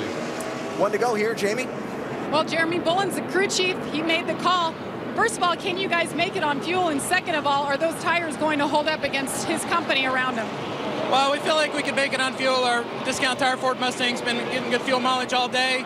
As far as the tire thing goes, we figured our only chance to beat them was to get ahead of them. They've been strong all day. We feel like our car's been better on a long run. It's the best shot we got to win the race. So we're going to roll the dice and see what happens. Brad Keselowski said they were going to do just that today. Let's watch, Alan. All right, Jamie, thanks. So Kyle Busch first off the pit lane. They just changed 2 tires on his stop. And there you see Kyle. And where he'll line up for the restart. He'll be the one to watch as Keselowski and the others try to hold on while he tries to charge forward. Yeah, he's going to have to watch those guys, those 4 in front of him that have hotter tires. especially on this restart. We've seen what happened a couple of times already. Yeah, with Sam Hornish, we saw him on a restart with no tire spin. He's up there again. 44 laps to go. Let's see what this little twist results in.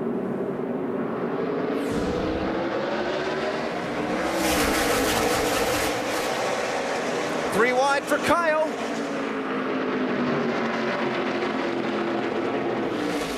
Still 3 wide.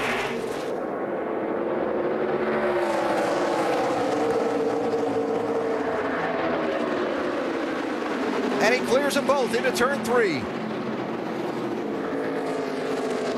You have to have a good car to do that. I really like what I saw with Kyle Busch. We talked about how dangerous that is and having to slow down, not having that angle of attack going into 3. But he used the apron there to let his car roll on and not slow down and make sure that he didn't get hit from behind. So Kyle up to 3rd. Vickers gets 4th. Almirola shuffled back to 5th.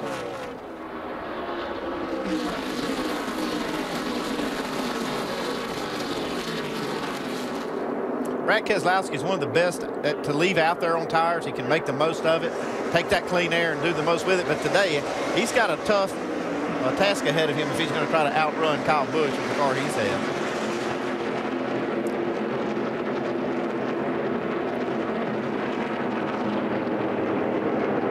During the commercial break, we heard radio traffic between Brad Keselowski and Jeremy Bullins replayed back to us about the decision to pit or not pit.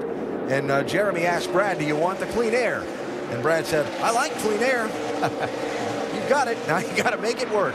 Yeah, and the reason he asked that, the crew chief wants to make sure he wants to stay out also, but he wants a driver that's buying into the plan. And if he's got a guy that's ready to do that, then he's more than willing to make that call. Here's 5th place, Austin Dillon 3, Sam Hornish 12. Documented Sam's day earlier. Dillon fell back into the field, just took no tires on this pit stop, a little fuel to try and get some of his track position back. That can be a tough strategy as a driver. You've got tires that you've run, they're hot, they've got a little wear on them, then you're filling up with fuel. Makes the car drive a little bit on the loose side most of the time. Here's Kyle after Trevor Bayne for 2nd. Again, that shortcut across the backstretch dogleg, and he's up to the runner-up spot and still got a lot of laps left. Trying to make his way back, but Trevor Bayne, real nice job. He got into the wall a little bit. It really put him in a position to come in and check everything. And on the outside, and most of the ones we've seen do it have been veterans of this, but watch Kyle Larson. He hasn't minded, especially on not do something to make that race car go better. Like Kyle Larson's going to make this pass this time. And so Larson up to 12th and Jimmy Johnson back to 13th, Vince. What's been interesting is we have seen these two run around one another all day long, and for the most part, they've kind of been fighting the same thing. Larson has been fighting a free everywhere race car. Jimmy Johnson has been fighting a car that is a little bit too free. He can't get the power down coming off, especially turn 4. So we've seen those guys run up next to one another, but neither one of them have enough to get past the other one. They were both thankful for that last yellow to be able to come in and get chassis adjustments, and you just saw Larson finally make the move past 5-time Cup champ Jimmy Johnson. So Kyle Larson, they're running in 12th, Jimmy Johnson 13th. All going on well behind Kyle Busch, who's led 111 of the 169 laps that have been run today. Rowdy has been dominant so far. Still got 31 laps to go.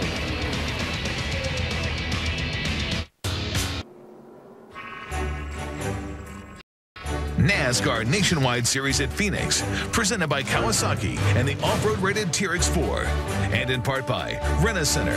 With a Rack Flex plan, you can get 90 days same as cash with no credit needed. And True Biotics, a daily probiotic for the makers of One A Day. Well, the latest twist in the story here at Phoenix has put us under the yellow flag. We check on these pit stops, Dave.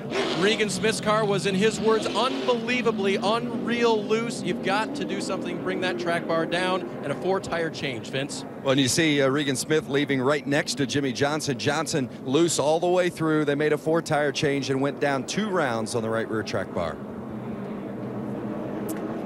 And the yellow flag waving because Brian Vickers, one of the championship hopefuls in the Gibbs 20. You see he's got some fender damage. He's got some fender damage on the other side of the car, too. He was racing Trevor Bayne for 3rd position off of turn number 2 when it went wrong. They were coming up on Mike Harmon in the 74. A couple of slow cars. See Trevor Bayne goes to the outside. Looks like Harmon doesn't know really which lane he wants to be in. Yeah, but he stays down to the inside, but Vickers tries to kind of force the issue there in making it 3 wide. He had a run because the 6 of Trevor Bayne kind of had to dodge the 74 down there in the middle of 1 and 2 and slowed his progress a little bit. At this point, Harmon's giving him a little bit more room there, but not much because he's getting right to the kind of the apex of that dog leg.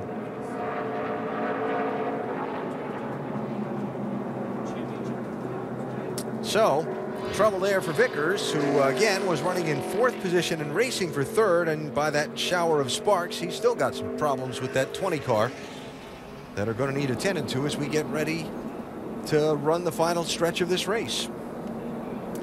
While they check the track and get set for the restart, a reminder that the NBA Sunday Showcase on ABC features a cast of all-stars that won a rivalry in the East. LeBron James and the Heat go to Madison Square Garden to battle Carmelo Anthony and the Knicks. Then at 3:30, the showdown in the West. Kevin Durant leads the Thunder against Chris Paul and the Clippers. NBA Sunday Showcase coverage tips off with Kia NBA Countdown at 12:30. Then Heat Knicks at 1 and Thunder Clippers 3:30 all tomorrow on ABC. Did you see the pregame dunks LeBron put up last night? Yeah. I think everybody knows Miami's the best in the East, but those two teams, the Clippers and Oklahoma City, battling for who's the best in the West. Should be a fun afternoon of hoops. Getting ready to restart here. Brian Vickers back on the racetrack. Jamie? Add insult to injury. He has damage to the race car. He pitted twice to fix the damage. They just told him you pitted too soon. He has to go to the tail end of the longest line. Brian said, I'm sorry, guys. That was my fault. Didn't see it. My kid crew chief said, hey, we're all in this together. So Brian going to restart 18th now with what will be 24 laps to go. Yeah, I don't think he had any real choice but to get to pit road there because he continues around another lap. He's going to create more damage to underneath of that race car. So doubled up. Kyle Busch with Brad Keselowski to his outside. Bayne, Justin Allgaier in row number 2. Elliott Sadler and Sam Hornish Jr. in row number 3, and so on. 18 cars on the lead lap, and we go green with 24 laps to go. Sometimes these restarts get a little crazy on this Phoenix front stretch. Even a little worse because you got the sun in your eyes here as you get ready to start. Good clean one there.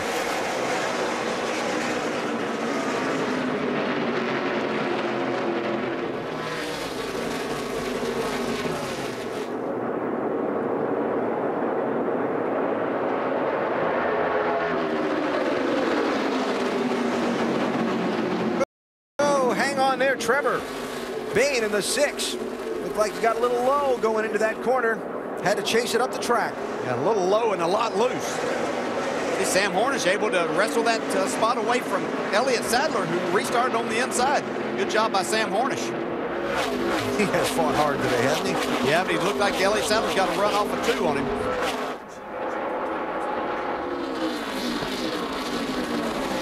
Austin Dillon in the 3 there also.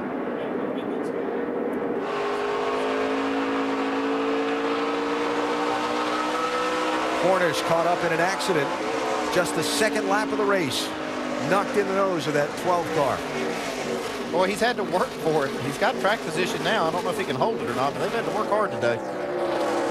It looked like he ran up to Elliott Sadler, carried a lot of speed down into the corner, but kind of lost the nose. That allowed Austin Dillon. So far, Hornish holding on, and he's got that 6 more laps to give in the fuel calculation. Wow, look at Almirola. As he pitted on lap 111, did Sam Hornish. So it was 8 laps later than a lot of the other guys who stayed out. I don't know about you, but I'm glad Almirola backed out of that because that was going to get ugly. Yeah, there was nothing good going to come of that sticky nose down in. Comes Matt Kenseth. He's got those 4 tires from 2 cautions ago. Kenseth ran in the top 3 for a lot of this race. Then his car's handling went away, fell back into the field. They went for a 4-tire pit stop on their last visit to pit road. Restarted in 10th position And he is trying to pick his way back forward. He's got his hands full still. Yeah, still don't have this car very good for Matt Kenseth. Like it's extremely loose, which we've seen a lot of cars on the inside be very loose today. Ryan Scott in the 2, the orange car. If you're still adjusting to the new faces and new places for the Nationwide Series this year. And I know we've talked about Kyle Busch a lot today, but that's not him in the 18. Kenseth, Scott, Regan Smith 7, Jimmy Johnson 5, number 7 and 5 on pit road under this most recent caution. He pitted for 4 tires and also a track bar adjustment. Said his car's just been so loose, he hasn't been able to do anything with it today.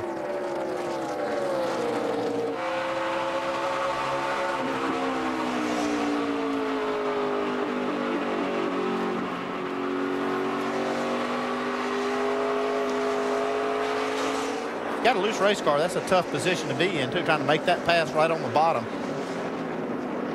And again, Kyle Larson and Jimmy Johnson. Here they go again.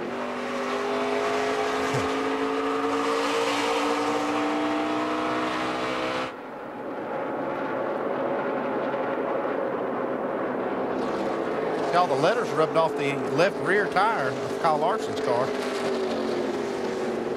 Had some contact somewhere. Oh.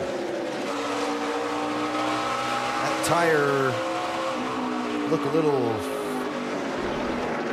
just say it looked like it had a lot of flex in it there from that last camera shot off of turn 4. Hope that's not going down on him.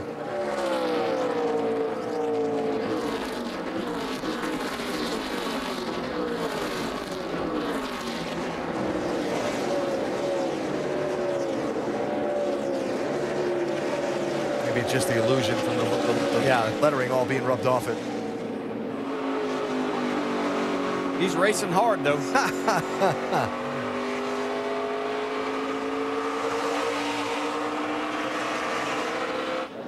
Multiple choice here. Jimmy Johnson's going to get out of his car at the end of this race and say, man, it was fun racing with that kid, or man, that kid was pesky. Kenseth, Almirola. As Matt picks up another spot, move him up to 8th. Almirola back to 9th.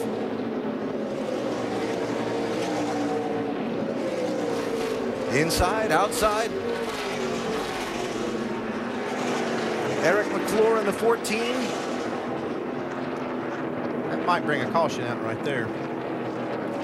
It's a lot of smoke. Stay right in the groove. Get down, they're flagging you. Stay green. That's a shame after the great run McClure had to start his season at Daytona a week ago. Yep, still inside the top 20 here, running 17th spot. Whoa, that was close. The lap car of Alex Bowman involved in the lap 2 crash, back on the track, trying to score some points.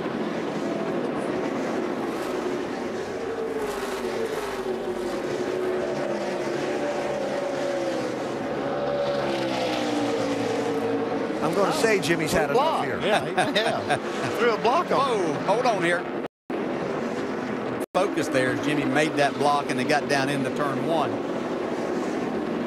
Yeah, still another solid day for this young man. If you follow NASCAR regularly, you've read and heard his name a lot leading into this season, and with good reason. You'll hear it a lot through the course of the season and well on into the future. Kyle Busch with a 1.2-second lead on Brad Keselowski. Justin Allgaier 3rd, Trevor Bayne 4th, Elliott Sadler 5th, Austin Dillon 6th. Here's the race for 7th as Matt Kenseth in that 18 tries to regain some of the track position lost with the 4-tire pit stop on the last visit to pit road.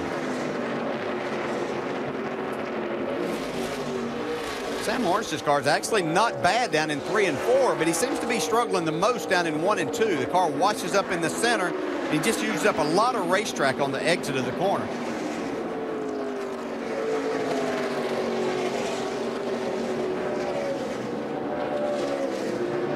They got to give Greg Irwin and Sam a lot of credit for how they've really hung in there today under some pretty tough conditions. Yeah, it could have been disastrous to them. I mean, a couple of different times.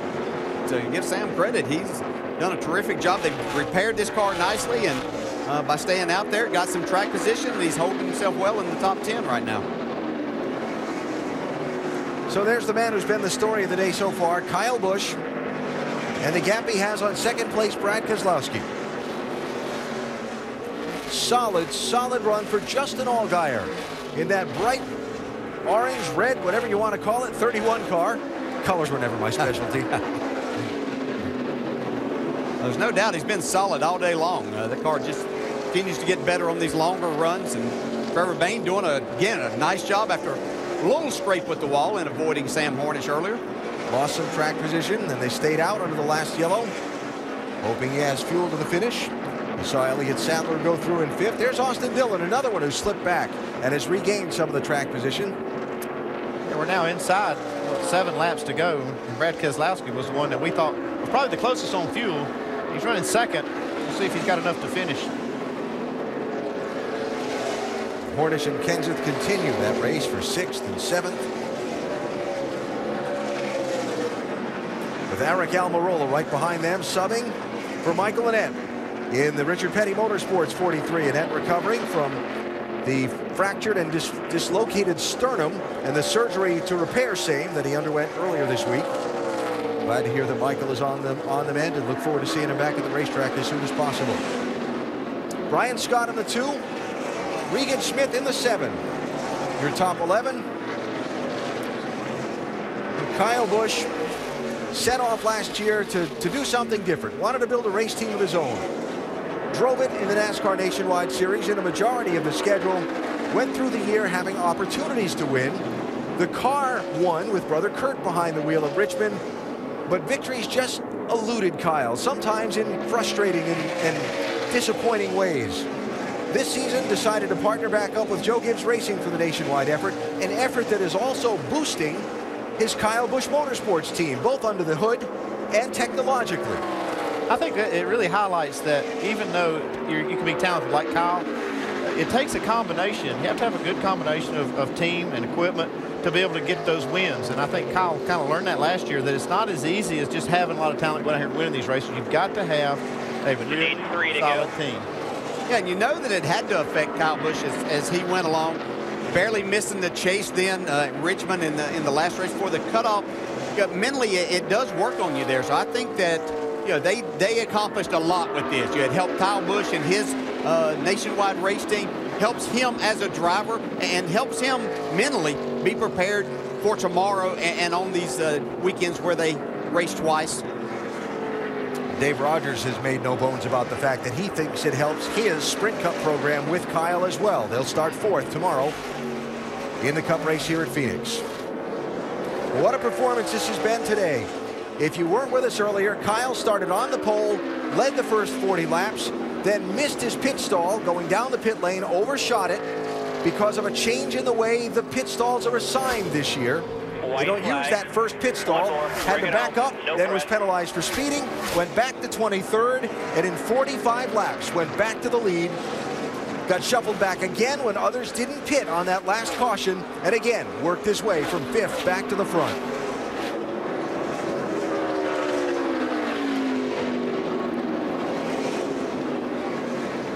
The second longest dry spell of his career in the Nationwide Series is over. Kyle Busch wins at Phoenix. Thank you. Thank you, man. Come here, BT.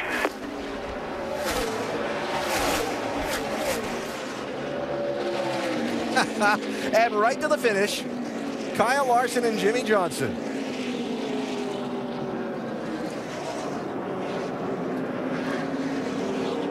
Well, 142 of 200 laps led today.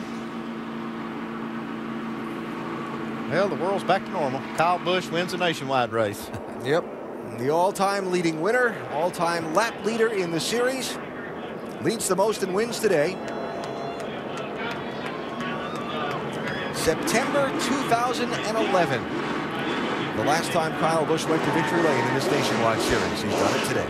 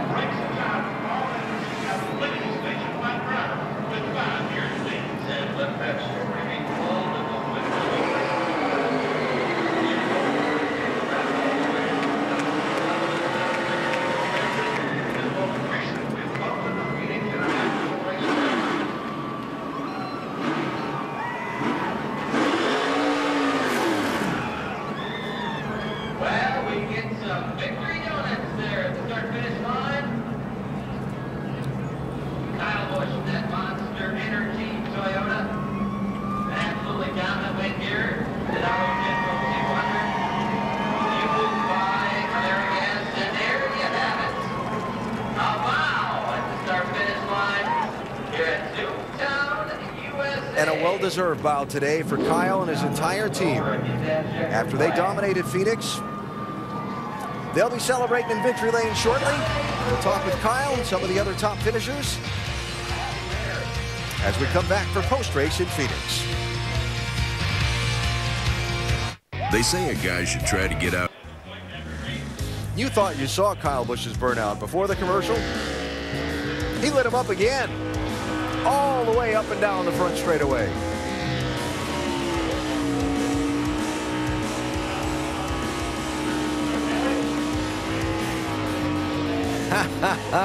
And now the winner today in Phoenix has made his way to victory lane.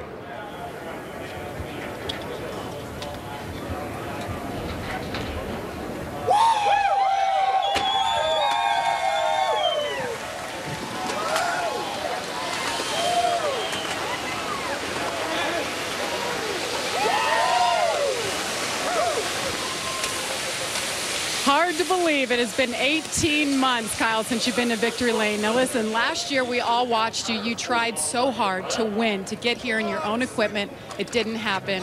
What is it like being back here with your Joe Gibbs team? It feels awesome. I mean, I wish everything in the world that we could have gotten it done with all my guys at Kyle Busch Motorsports, but can't say enough about Joe Gibbs Racing, all these guys on his team. I mean, they do a phenomenal job. It all pays off. We see it. We've seen it in the Nationwide Series for years, and I can't say enough about Monster Energy. You know, these guys are awesome. They stuck with us through last year and everything, and had a trying time, but we're here. We're here in victory lane now, so it's all sweet and fun right now. But can't say enough. Thank Rodney, Hilton, and Mark, all the guys there, and Toyota. Of course, Mark Cronquist for building these JGR engines. They're awesome, and appreciate Butler Seats keeping me comfortable. And it's fun to always come out here and win in the Nationwide Series, get us warmed up a little bit for tomorrow. All right, your wife, Samantha, walks into victory lane, and Kyle Busch is in victory lane for the 5th time in the Nationwide Series. The spoils of victory, and Kyle starting on the outside of row number 2 for that NASCAR Sprint Cup Series race here tomorrow in Phoenix. And next week, it's on to Las Vegas for the NASCAR Nationwide Series. That super fast mile-and-a-half track. We'll be on the air Saturday at 4 Eastern on ESPN2. Our telecast presented by Kawasaki. And we'll see who is the fastest of the fast next weekend in Vegas.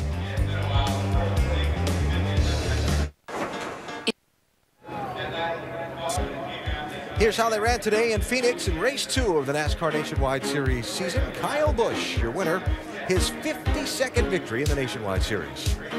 Yeah, Justin Allgaier doing a great job. Trevor Bayne, Elliott Sadler, Austin Dillon, all the people that are looking to battle for this championship. Yeah, the point leader coming in, Sam Hornish, had a lot of problems, but still ended up in the top 10 and 7. And next weekend it's on to Vegas, then the short track in Bristol, out to Southern California, and then Texas and Richmond in April. Join us at the track. NASCAR.com/tickets. A lot of great venues to open this season for the NASCAR Nationwide Series.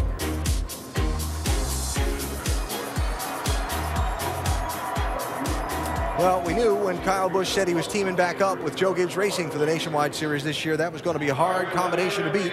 All the races Joey Logano won last year for them. He's back in victory lane just 2 races into the year. It's shaping up now. We're seeing what's going to happen. Brian Vickers a little problem there today, but he'll be right in the mix too. But great race by Kyle Busch, no doubt. Yeah, the worldwide leader in sports, Kyle Busch, your winner at